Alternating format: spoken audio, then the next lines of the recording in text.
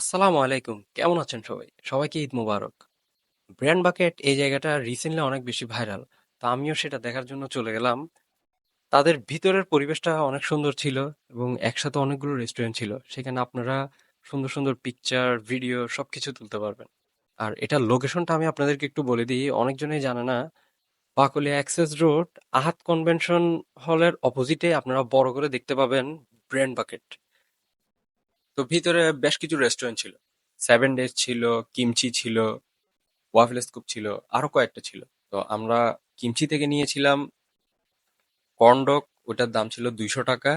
থাই ramen নিলাম, ওইটা ছিল 300 টাকা। আর ফ্রেঞ্চ ফ্রাই নিলাম, ওইটা ছিল 190 টাকা। ফ্রেঞ্চ ফ্রাইয়ের দামটা একটু বেশি মনে হলো, 190 টাকা। যদি ওইটার দাম 120 থেকে 30 টাকা হতো তাহলে পারফেক্ট ছিল। বাট রামেনটা থাই ফ্লেভার ছিল। আর এখানে কোয়ান্টিটি ঠিক আছে, সব ভালো আছে, বাট জাস্ট স্প্যাগেটি যেটা, এটার কোয়ান্টিটি একটু কম। বাট টেস্টের দিক দিয়ে বলতে গেলে এরা ভালো। যেমন ডিম দিছে প্রাইস কত ছিল রামেনের? 300 টাকা। 300 টাকা।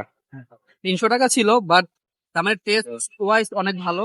বাট জাস্ট একটা জিনিস ইমপ্রুভ করলে বেশি ভালো হয়, স্প্যাগেটির কোয়ান্টিটিটা একটু বাড়াই দিলে তাহলে ওই রামেনের তাহলে বরাবর 100 হবে। ওইটা বেশি ভালো লাগবে। ওভারঅল তাহলে ভালো ছিল বলতেছেন? ওভারঅল ভালো, হ্যাঁ, টেস্ট অনেক ভালো।